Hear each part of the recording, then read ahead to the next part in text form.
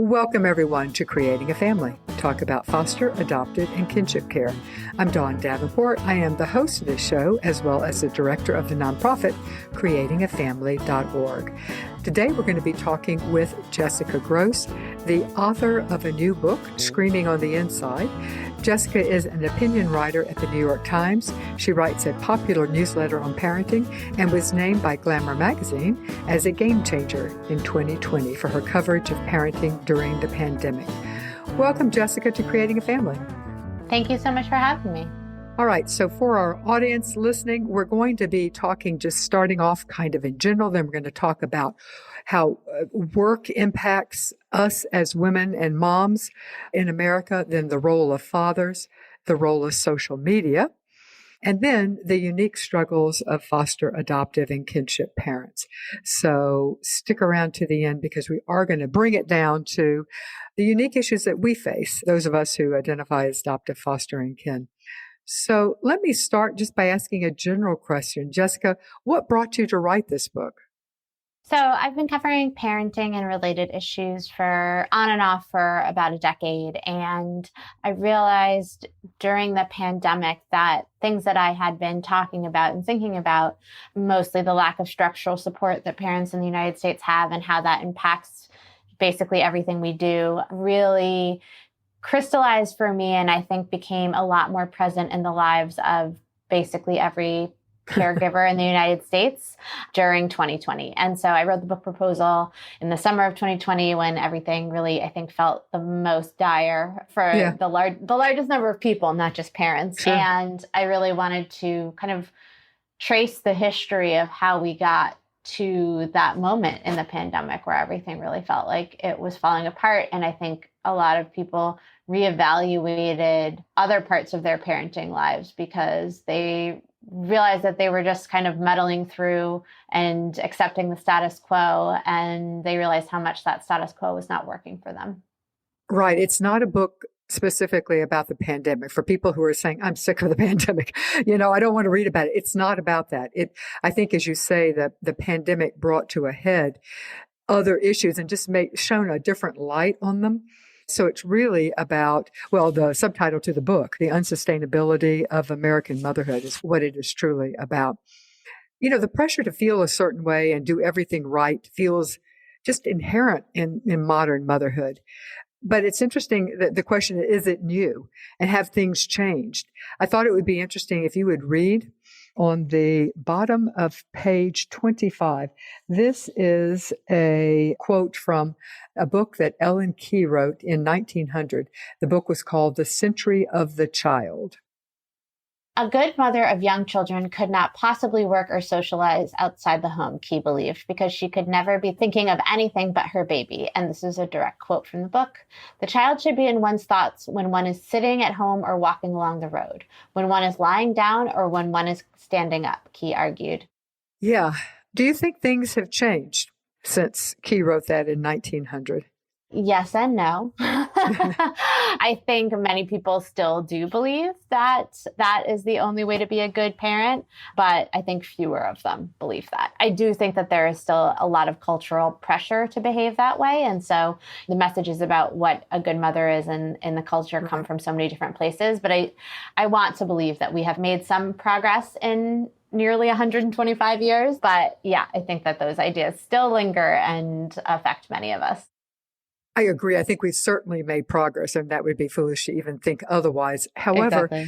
I can't help but think that attitude influences some of the struggles we're getting ready to talk about, because that was considered. Then what we're really doing is having to shift away. And yes, it has been 100 and almost 25 years, and we are shifting, but it's still the underpinning. So let's talk just in general. We are going to talk specifically about work, role of fathers, social media, and then the unique struggles for the demographic that we talk to.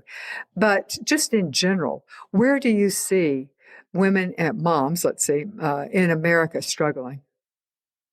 I mean, I think there just is simply too much to do. Before we started recording, I was saying every day, I feel like I have too much to do. Uh-huh. But I think with the majority of mothers with children under 18 at home work outside the home or work for money, since many people work at home for pay.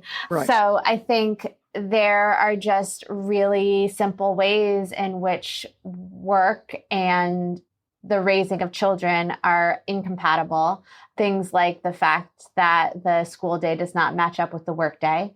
And because we have no systems of childcare or other kinds of support, everybody sort of feels like they have to create their own structure of care and work. And there's only so many hours in the day, and there's too many things to do. And so I think that is where much of the conflict lies, which is not to say that families that have a parent who stays home don't have their own, areas of challenge and conflict. They do. Yeah. Yes, they absolutely do.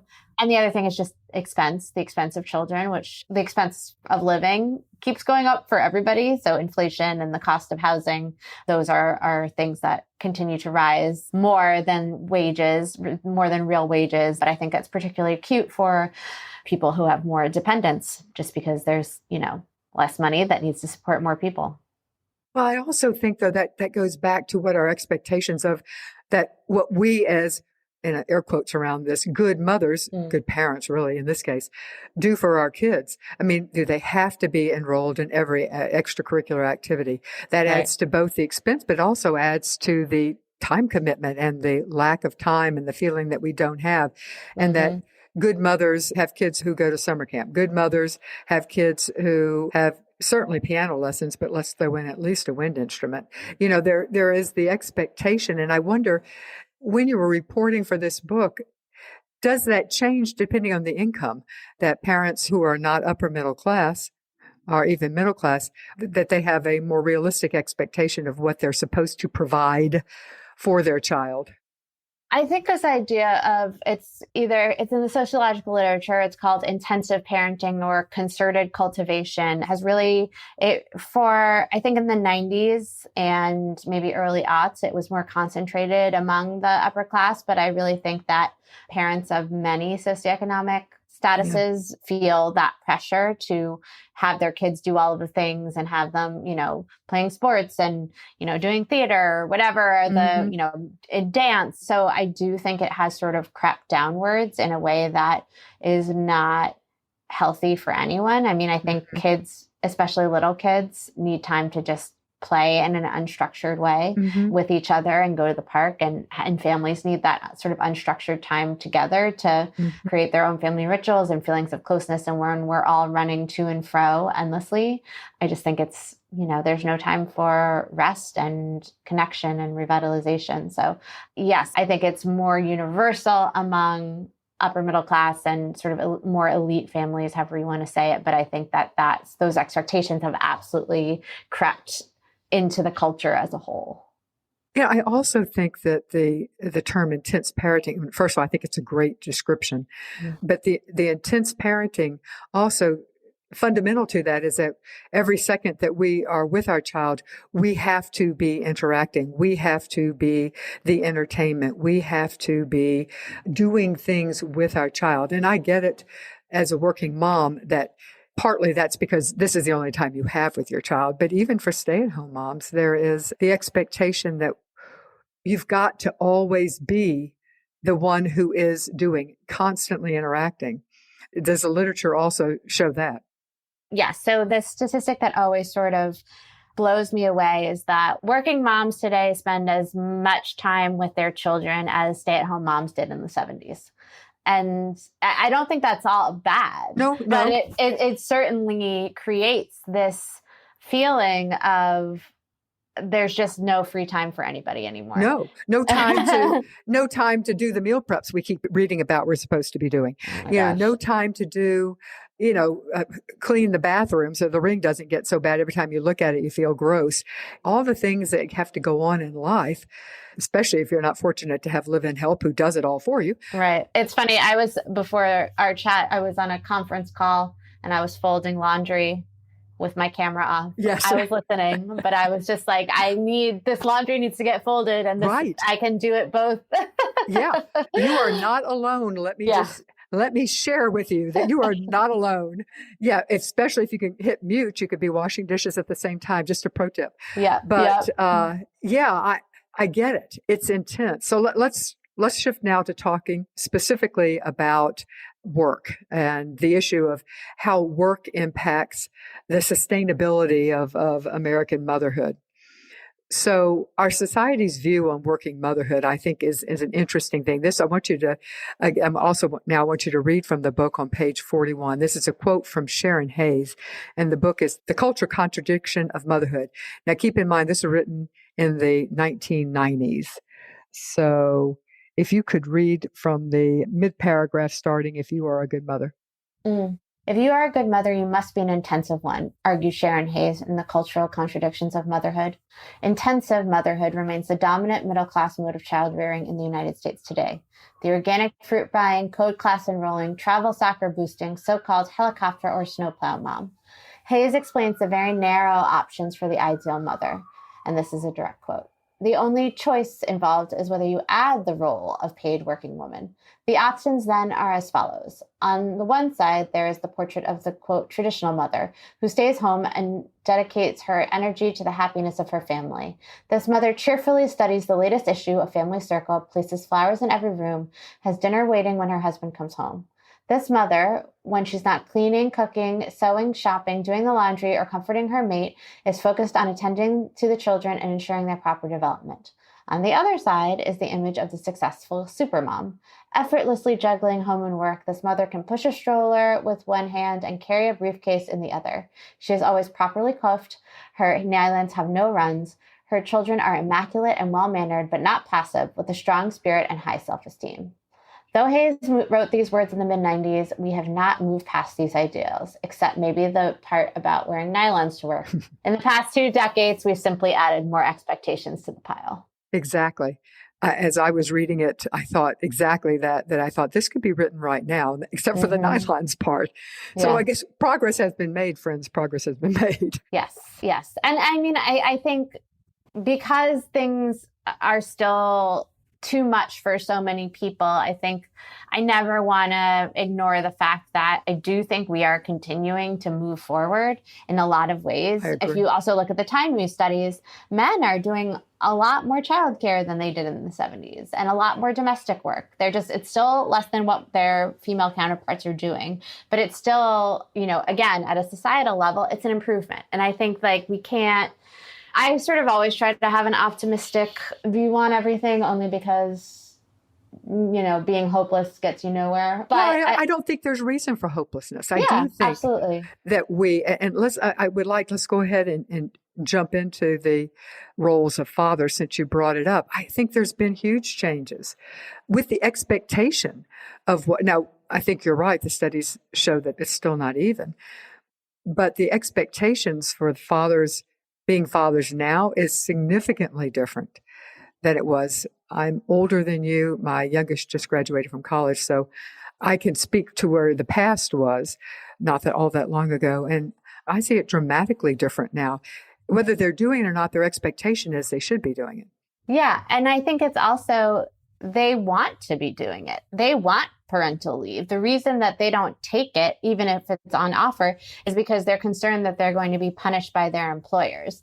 There is a desire to have better work. I don't like the term work-life balance, but it's the only one we've got. So I think men really have a desire to have, spend time with their families and realizing, especially as we're coming out of, this difficult COVID period, like family is at the end of the day what matters to them more. Of course, they want to support their families, but what's the point of it if you never get to see your kids? And so I think more and more men feel comfortable saying that, and they deeply feel that way. I mean, in our circle, and obviously we're not representative of everyone in the country, all of the dads are so involved and they enjoy spending time with their children, and they certainly would rather be with their kids than working an extra 5 hours a day. Like, that's terrible. Like, who wants to work that hard? Yeah, exactly.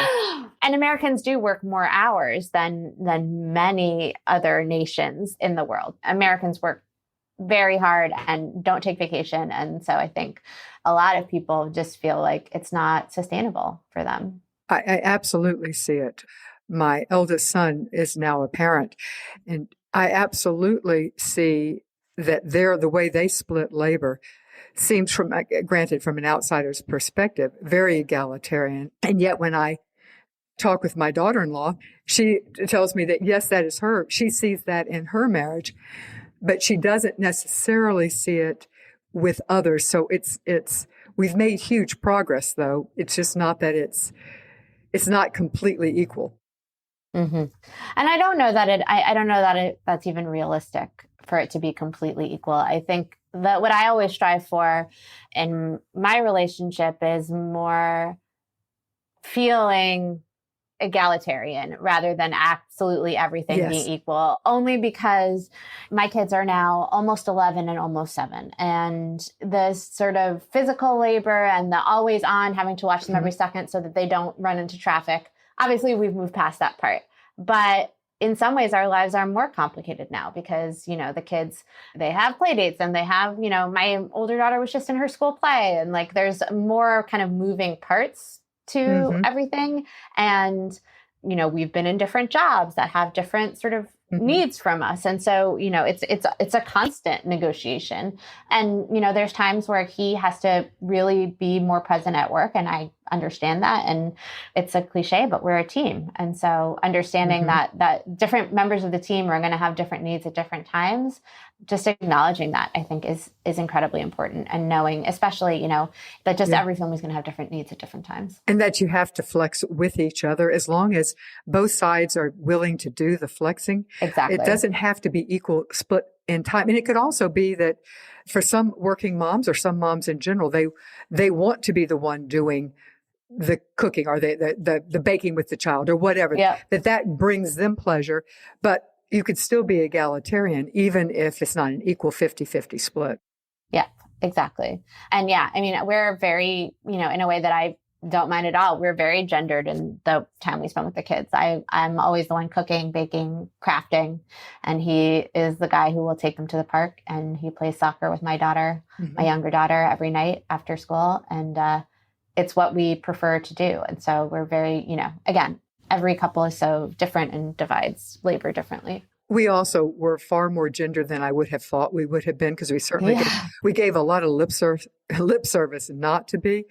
But then I thought, but I love to cook and I love to create recipes and I like to do this and I like to do the things and I'm also the planner of the family. I like to do that. So why would I not? And I can't throw a softball. And he didn't want me throwing because he thought it would teach them really bad habits, which it would.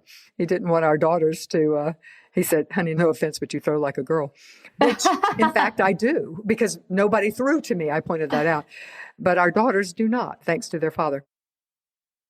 Isn't this conversation fantastic? I am really enjoying it. It's a nice change of pace in a way.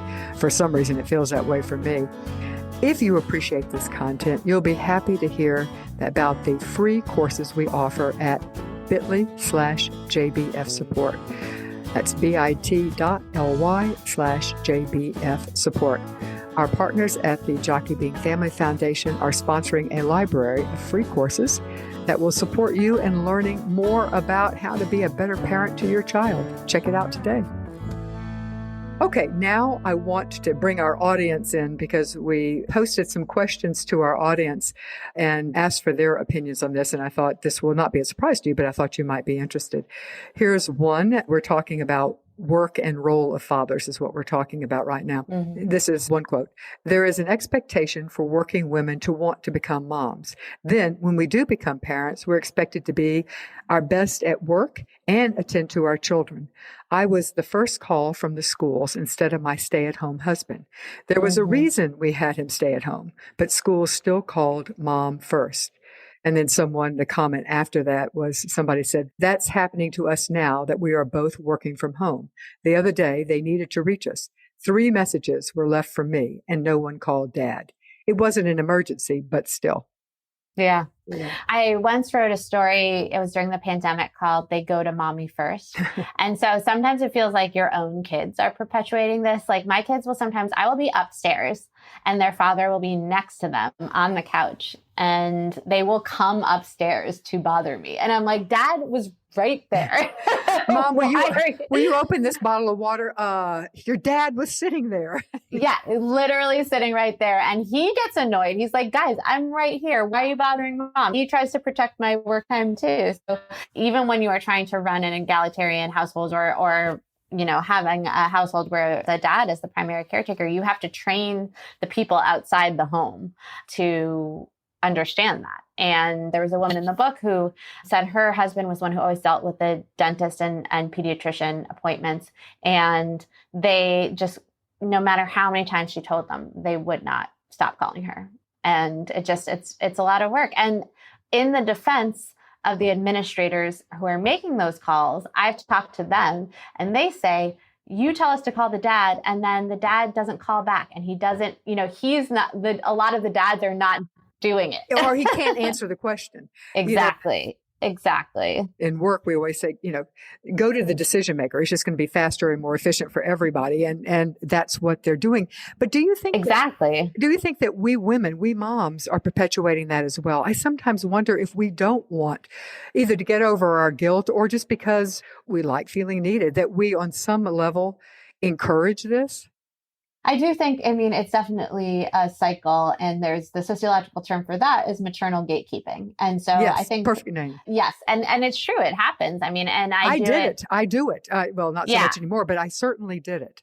I do it less with childcare and more with cooking and cleaning, because I'm like, my husband will volunteer to cook, and I'm like, you're so bad at it though. It will help, but I don't either you'll make mac and cheese again, or it will be you can grill, that's fine. But and the thing is, if he cooked more, he would get better at it. Yeah. And I'm not letting him cook more. And yes. so it's definitely, I am playing a part in this. And I think I do it too, because I like it. I like cooking. Exactly. And because if I'm not cooking, then if we were having to divvy up the chores, that's one I would like. Some of the others he does without complaint. And I really don't want to. He happens to be the one who cleans our kitchen. He is the one every night who does the vast majority of the cleaning. Well, if I had to choose, I think that I got the better end of the deal. So, That's how I feel about, we street park in New York City. So there's all these alternate side parking rules that my husband has to pay attention to. He has to sit in the car and move it a couple times a week. And it is a huge pain. And I don't even have to think about it. Right. I never think about the car. I don't know where the car is. I don't know what it's doing. It doesn't matter. And that you've delegated. That is his issue. Yes. And if the car gets towed, he's going to be the one who has to figure out how to get it out. 100%. Yes. Yeah. Same. So I do think that when we're talking about it, this shouldn't be a, oh, woe is me type of conversation, because I do think there is some woe that should be directed to us. But I also think that we own part of this. And it may go back to that original thing we read about what a good mother is in the 1900s. And there's part of us that haven't let go of that. So being constantly the one who the school calls, or the one the kids come to, to kiss their boo-boo or whatever, it still makes us feel important. And it still makes us feel like we're playing the role of good mom. And I do think that there is an extent to which people are paying attention and they notice when you are not doing the expected thing. So my husband usually drops the kids off at school and I pick them up. And he couldn't drop them off one time and I dropped them off. And another parent said to me, "Oh, I thought you were a daddy drop-off family." And I was so pissed. I was just like, why are you clocking who's doing what? Are you implying that I'm not, you know what I mean? So I do think that there is an extent to which it's not just paranoid to think that if you're not behaving the way people think a mother should behave, that some people aren't going to notice and judge. Yeah, and I certainly know, friends who show up at school for something and their husband is usually the one who does whatever it is. And they look of surprise, "Oh, so glad you could join us." And even if implied, if not actually said, or their perception was it was implied, if not actually said. Exactly. Yeah. I just shrugged it off, but it takes some sort of fortitude to say, yeah, this is just how we do things. And I don't care if you think that I'm less than as a mom because I'm not doing drop off. and he does drop off, And you'd want to be defensive and go, okay, but we're a mommy pickup every day. Exactly. Yeah. I just smiled and kept it moving. But, I do think that these, especially if you're sensitive to these currents, they affect you. Yeah. And it is not unreasonable to think that we are affected by the currents because, again, Yes. we've also, through childhood, the books we read and everything, have taught us that the notion of the good mommy is part of it. Talking about work, you used the term radical flexibility. I underlined it and circled it. I love that term. What do you mean by that? And how common is it in the United States? And that is in relation to work. So radical flexibility is the idea that employers really treat their employees, whether or not they have kids, as people with lives outside of work. And it means having flexible expectations about where the work is done, sometimes, if possible, when the work is done. It doesn't mean missing deadlines or stretching deadlines even. It means if my kid has a soccer game and they're in the championship game today at 4 p.m., I'm going to leave work early, see the game, and then finish the work later on in the day. It means having that space without sort of guilt or seeing people as less committed. In this day and age, I think it often means a hybrid work schedule, which more and more companies have really in the, post-2020 era committed to, which I think is actually really good for everybody. Just because, again, I think partisans on both sides of this issue take it to the extreme, thinking remote work means you never step foot in an office again, and in person means 5 days a week, 9 to 6, no questions. And it's like, all right, everybody needs to calm down. We all acknowledge that there are lots of jobs that must be done in person. You can't have you can't have a remote working nurse. That needs yes. But we all learn that there are many jobs that do not require a daily commute.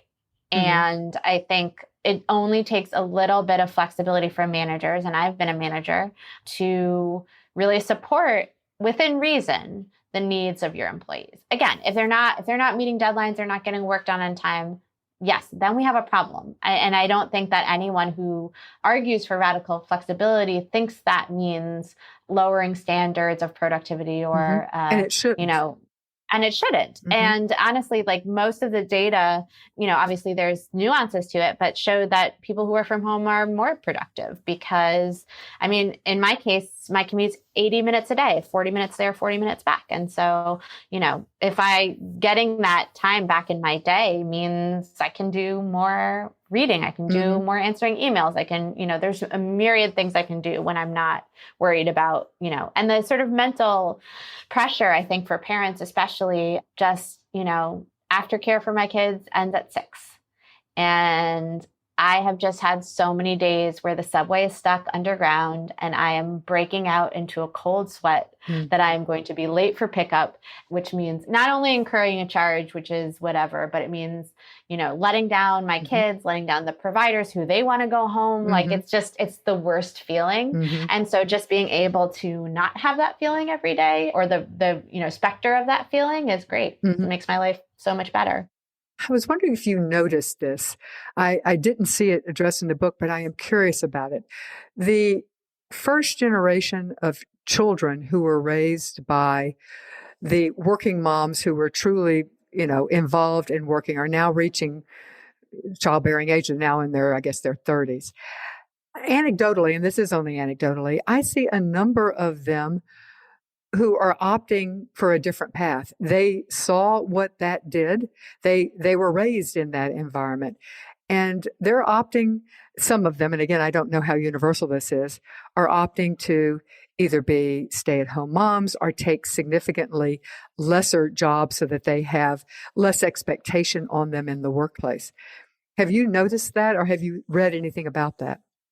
I have, anecdotally certainly heard stories like that. I actually think it might be the opposite, which is that girls saw their mothers working and were inspired to also be working moms and realized that they could do it all because they had seen, their moms. I don't like that phrasing either, doing it all, because what does that mean? Yeah. But, nobody does it all, just trust me. Yeah, nobody does it all. But I'm sort of an example. My mom is retired now, but she was a doctor. And, it just never seemed like I never felt a loss by her having a full-time job. And I thought that what she did was interesting. And I just remember a lot of pride in her. The stories that she would tell me about, she was only one of 5 women in her medical school class. And, it really, I admire the trailblazing nature of the women who were working moms when she was one, which, millions of them, so many moms worked in the 80s, not quite the percentage that do now, but I mean, it was certainly more unusual. And so I never thought that I wouldn't work, but I don't, again, it's, there's so many experiences out there. And I certainly know people who felt their parents were not present for them in a way that they would like to be present for their kids. So I think it can kind of go either way. Yeah, it could go either way. And again, I've not seen any research on it. It's just something I have noticed. And it could be one of the situations you notice it because it is the unusual. It's not what you thought, because we certainly all thought that this next generation would be exactly that. The generation before them had paved the way. And so they would then be embracing it. So. No, I mean, I think that they are fighting more for things like parental leave. Flexible schedule too. Yeah. So I joke with my husband that we should have had a 3rd kid just to take advantage of the Times maternity leave policy, which is great. Love my employer's work on that. But that happened because a working group of women fought for it. Like, these awesome women got together in the company and really lobbied management a couple of years before I got there. And I'm so grateful for the work that they did. I think that is the sort of legacy. It's saying our mothers worked so hard without anything. I mean, my mom had zero, as a doctor, and actually this is still true for many medical professionals, she had 0 paid leave. She had no paid leave at all. She went back to work when I was 3 weeks old. And I think my generation just won't accept that as a way to live. And I think that that's legacy, and I think that's great. Yeah, I would agree. Absolutely. Let me take a moment right now to talk to you about both the Creating a Family podcast and what you can do to help us. Word of mouth from our listeners is one of the best ways to help get our word out about both the nonprofit Creating a Family as well as this podcast, creatingafamily.org podcast. We would really appreciate your help getting the word out. Please let your friends know that you listen to this podcast and you like this podcast. Thanks. Okay, now I want to talk about the role of social media. When we posted a question for that, we got a lot of comments. So I'm going to start by reading some of those. First quote: "It's frustrating because so often you never see them having to deal with their kids while trying to meal prep, help with the homework, break up a sibling squabble, all while trying to get out of the house for an appointment. I guess that doesn't make compelling viewing." Another one: "So many opinions and so much facade. It's challenging to navigate unless you are seriously self-confident or already have experienced a few ups and downs that give you perspective." Here's another one: "The curated reels can give such a false viewpoint, and it's easy to assume that they're real life, but real life is not nearly as compelling as the perfectly crafted short clips." So we had many more. I'll stop there. Yeah, let's talk about the role of social media and what it does to contribute to the screaming on the inside that we feel, or the lack of sustainability of American parenthood. Yeah, I mean, I think even, at this point, I think most people know that what we see on social media is not real. It's the highlight reel. No one is showing like the laundry pile in the corner. They're not showing the kids fighting, but those images are seductive and they can worm their way into you, even if you know that they're not how you're supposed to behave. Images affect people. And so I think, especially if you're inundated with them and you're in a particularly vulnerable time, they can really make you feel bad about yourself. And I'm sort of grateful. I mean, my older daughter was born in 2012, which was before Instagram was really a thing. It existed, but it was not used like it is today. And I am grateful for that because I think it would have had a negative effect on me. And for myself, I really did not seek out parenting advice on the internet. I still don't. And it's not because I don't think that there's good advice to be had. I think that there absolutely is. I just think that it's such a fire hose that you are as likely to get advice that's based on nothing, not vetted, and that might actively make you feel worse about your situation. So, really, I think the takeaway for everybody is just understand the source, only pay attention to trusted sources. And that even means influencers. So if you're following somebody on Instagram or on TikTok or whatever, and they're not making you feel good about yourself, they're bringing up negative feelings, mute them, unfollow them, just, take a break, because you don't need that. None of us need that in our lives. It's hard enough without that. Exactly. Are you someone who has thought about starting or has already started a foster, adoptive, or kinship parent support group? Or are you somebody whose job it is to train foster, adoptive, or kinship families? If so, I want you to know about a resource that Creating a Family has.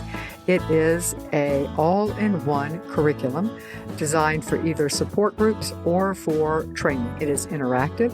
It is distinctly different from having people sit and listen to a monologue or read a book or watch a video or whatever. It is video-based. There are pauses for lots of time for discussion. It comes complete with a video, a facilitator guide, a handout, and additional resources. We also have certificate of attendance if you need that. It will allow you to run a training or a support group with very little preparation. So check it out at parentsupportgroups.org, or you can go to our website, creatingafamily.org, hover over the word training and click on support groups or parent support group curriculum. Thanks. Let me ask another question, kind of changing the subject here. Is the frustration or the lack of sustainability of motherhood, is this uniquely a U.S. issue? Do moms in other countries feel the same pressure to be perfect and to do it all? I think it's less intense in countries where the social safety net is better, because they don't have to do as many things, I think all the time about how, in many European countries, you, as part of the national healthcare system, will have a nurse visit you in the weeks postpartum to make sure you're doing okay. So these are home visits, and they are just part of the fabric. And it's nursing support. It's all the stuff that we either have to pay for out of pocket, rely on family members to do, and you might not live near family. And so starting from the very beginning, we are operating in this individualized way that leaves us at a deficit. It leaves us depleted. And then it's like finding childcare. It's not just like, oh, there's the creche in your district and you can, there's a spot for you and they have lunch every day. It's you have to find something. It is not subsidized by the government for most people. It is expensive. You might have to, if I had a nickel for every story I heard about people who put their kid's name on a waiting list for a daycare while they were still pregnant, and I just heard a story about someone whose kid is 6. So they're in school now and they're still on a waiting list for daycare, which is not to say that, the experience is a panacea in other places, but I think that there's just more support and acceptance for caregiving. And so there's a way in which American mothers, they don't just feel they have to do it all, they actually do have to do it all, more so than in other places. And it's not universal. There's hundreds of countries in the world and they, have a variety of levels of support for parents. But I think in the American context, it's tough. Yeah. And now I want to shift to the unique struggles of foster, adoptive, and kinship parents. I realize the book is not specific to this population, but I wanted to talk a little about how the expectations of motherhood hit this demographic of families. I'll read one quote from our audience. She says, "I was told recently that my feelings about how hard it is to mom my last 3 children, adopted as a sibling set from foster care, was, and that the person said it was just a part of my, quote, mindset, because all the moms she knew had the same struggles. So foster and adoptive moms also have unbelievably unrealistic expectations put upon them. We aren't allowed to struggle differently. Then another person told me that I, quote, signed up for this, unquote. So the underlying meaning is that when you adopt kids from hard places, you aren't allowed to struggle." she raises a lot of issues in that. I think one of the unique things about our demographic, although I think it would also apply to women who struggle to conceive and were able eventually to conceive, often with the help of infertility treatment, is how hard our families have had to work to get this family, to become a parent, to become a mom. I do think that influences how we feel as far as how much right we have to complain, if nothing else. Yeah, no, I mean, I interviewed moms in the book who expressed exactly that. There's one woman who was a single parent by choice. So, she got a sperm donor. It was a proactive thing. And she didn't become a mom until she was, I think, 40 or 41. And she, had this expectation that it would transform her into the best version of herself. And then she found it to be obviously challenging in a variety of ways, and felt this sort of added layer of guilt because she had worked so hard to have this baby and it was what she really wanted. And she felt there wasn't space for her to express the fact that it was harder than she had imagined. So I definitely heard that from lots of moms who had a variety of journeys to motherhood. And I think that's really real. Yeah, I do. I absolutely do. And one of the things that from an adoptive parent standpoint is, and a foster parent as well, is that we had to go through being examined and trained and our homes inspected to even get to be parents. So there's the expectation that we're supposed to be good parents because we've gotten the, good housekeeping seal of approval from the powers that be to get these kids into our home. And then that adds that when you're not living up to the unspoken expectations that you're supposed to be a good parent, it makes it hard. Yeah. I mean, I think also just our definition of a good parent is weird and bad. Yes. A good parent is not one who does all the things we think they do. Exactly. I mean, it's just someone who shows up and provides structure and love and, is as consistent as they can be. And it's not much more than that. It doesn't mean always saying the right thing. It doesn't mean always making the right, the perfectly nutritious dinner. It's day in, day out, loving your kid. Yeah. Showing up. Bettelheim had a book, and I have to admit, I actually never read the book, but I so love the title. It's called The Good Enough Parent. And I love that title. It always gave me hope. I thought, okay, today I certainly was not the perfect parent, but I was good enough, Yeah. They've all gotten to bed. Nobody was, there wasn't much blood, there was a lot of screaming perhaps, but we survived. And I love that. And before we leave the topic, though, of unique struggles, it would be remiss not to mention that many of our kids have experienced trauma, and that's whether it's big T trauma or little t trauma.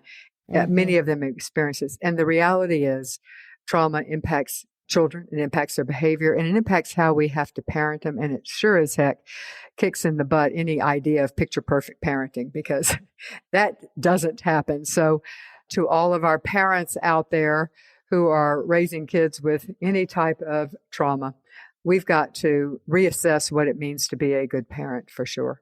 We really do. Yeah. I was curious, though, did you see the article by Tara Parker Popes in the Times talking about, I think it was an opinion article, about how it was interesting. It was not written in contrast to the book Screaming on the Inside at all, but she was saying that we don't focus enough on the learning and enrichment that comes with parenting. And I thought that would be an interesting way to end.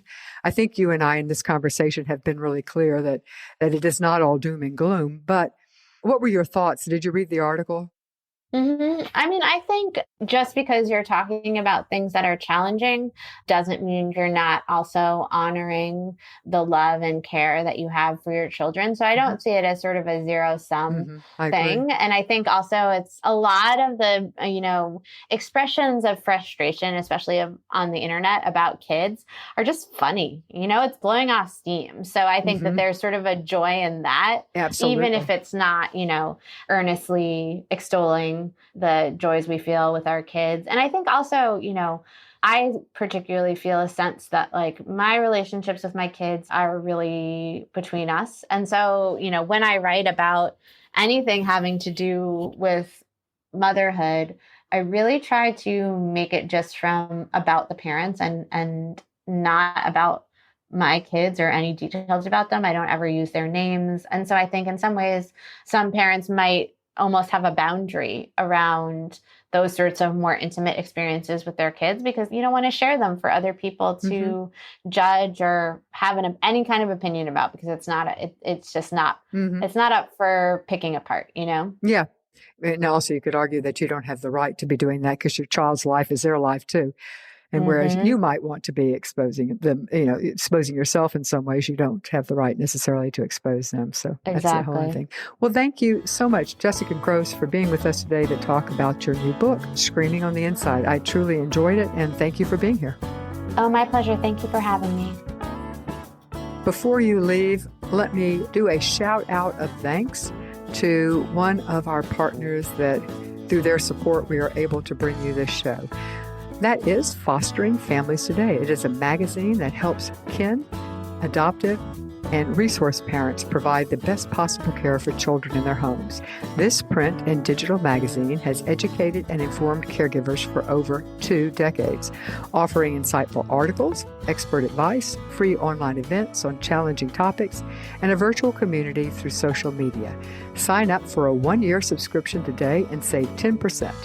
Just go to fosteringfamiliestoday.com and enter Family10 at checkout. That's FAMILY, then the number 10, 10 at checkout.